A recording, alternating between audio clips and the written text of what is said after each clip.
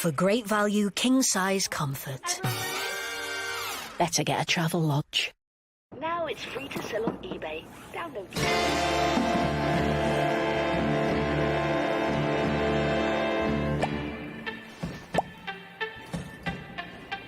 You'll see things differently now it's free to sell on eBay. Don't even think about it. eBay. Things people love. You ever thought about yours?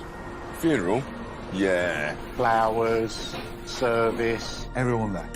The more the merrier. Even your ex, Mark? It sounds a bit mad, but I think I want to be buried with these. Scatter you where? I think here. It's your day. You have what you want. What about you with your ex, Sue? Which one? For help starting your conversation, visit Co-op Funeral Care.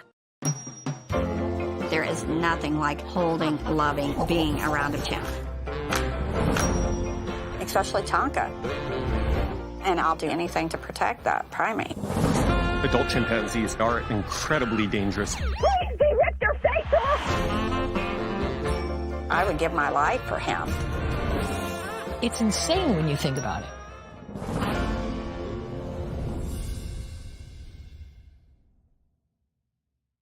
Explore the spookier side of magic with the complete Harry Potter and Fantastic Beasts collection. Available now on Sky Cinema. This programme is sponsored by EFL in the Community.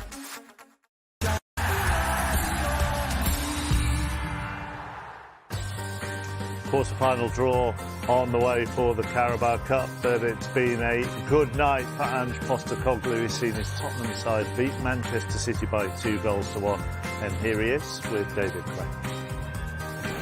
Ange, first of all, congratulations. Before we get into the nuts and bolts, what was your take on your team's performance in that 90-plus minutes?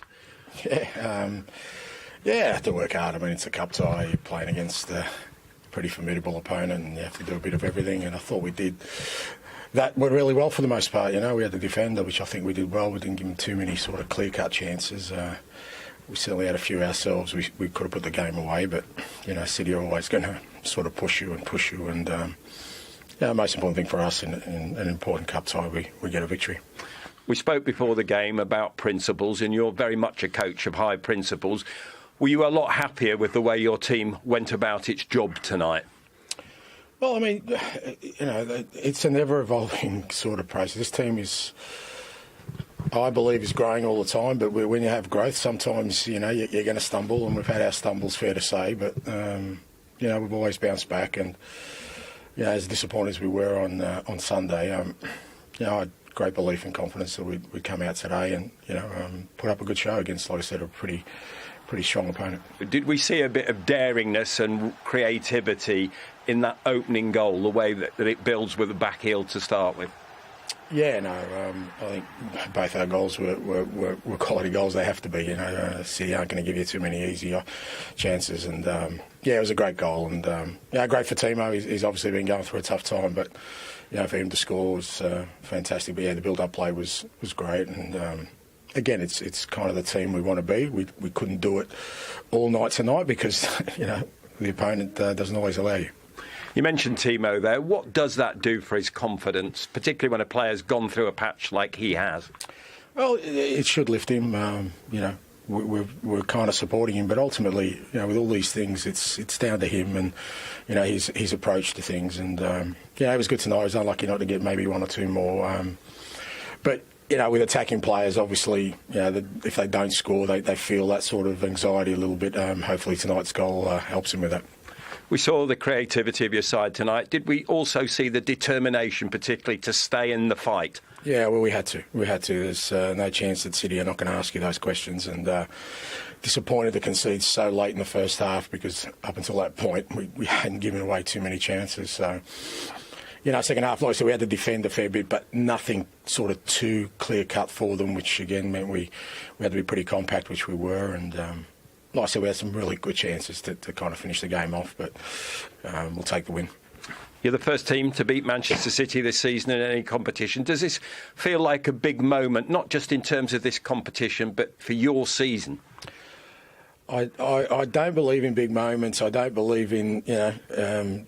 catastrophic moments with the same team we were, 3 days ago. And like I said, we're a side that's growing, developing, and hopefully we've got more good days ahead of us. Well done. Thank you. Thank you, mate. So Ange Postecoglou will now be waiting to find out who Tottenham get in the quarter-final draw. They are number 8. Let's show you all the numbers. The first all-Premier League quarter-final draw since the 09-10 season. Brentford are 1 and Southampton are 2. Those two sides going through last night. And then Crystal Palace 3, Liverpool 4, Manchester United 5, Newcastle 6 and Arsenal 7, along with Tottenham, who are 8. So the 8 balls are in the bowl. Jamie, you're going to draw the home teams, and Izzy will draw the away teams. So first out. Go, Izzy. Oh. Ange, you'll be pleased. And Ange will be pleased. Tottenham are out first of all after that win against Manchester City. So going to the Tottenham Hotspur Stadium. 5. And that is Manchester United. Who knows who'll be managing them by that stage, but it is Tottenham against Manchester United. Not a bad start, is it? It's a good draw. Depending on your opinion. Number 7. Sorry. Number 7, Arsenal. So both North London sides are at home. Oh, number 3. And Arsenal take on number 3. It's an all-London tie. Arsenal against Crystal Palace. Another good one? Another good draw, isn't it? Can't go wrong. We can't mess this one up. Number 6. Well, just hold your horses. Number 6, Newcastle, who've beaten Chelsea tonight at St James's Park. Another home tie for them. Place to go. 1. And they take on Thomas Frank's Brentford. Newcastle against Brentford. Tough draw. All right. Pick a winner. We've got here. Number 2. Number 2, Southampton. They won at home yesterday as they knocked out Stoke. And it will mean another trip to the South Coast for the defending champions Arne Slot's Liverpool, who this evening have knocked out Brighton. So let's show you confirmation of that quarter-final lineup. Tottenham against Manchester United, which was the final in 2008, which was the last time Tottenham won a trophy. Arsenal will play Crystal Palace. Newcastle are at home to Brentford. And the holders, Liverpool, go to Southampton. And the top tie, I suppose, Izzy, is the one that catches the eye, really. Yeah, again, Tottenham at home, Manchester United, like you say, who will be in charge, we will see, but they certainly looked good tonight, didn't they? Jamie? Yeah, good home draws. I thought I did very well, to be honest. Yeah, well. A lot of good home draws. I made some fans tonight. No, good games. There'll be good games now. Newcastle look dangerous as well at the moment, I think, in this competition. Big result from today. Home draw as well. Yeah, it's going to be an interesting quarter-final. It is.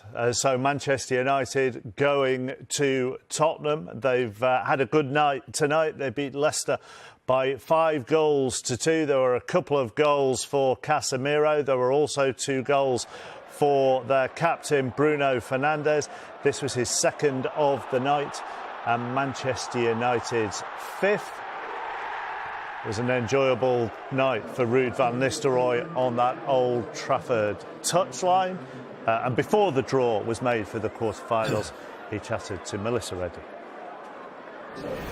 Ruud, what a win. You said you wanted passion and football that would excite the crowd and get them going. You got exactly that. Yeah, it was the case. I have to say that we scored some great goals. The first one was an absolute beauty from Casemiro. I have to also say that we had some luck as well. 2 posts, and it comes to Casemiro's feet. Bruno with the free kick, and it's deflected and it's in.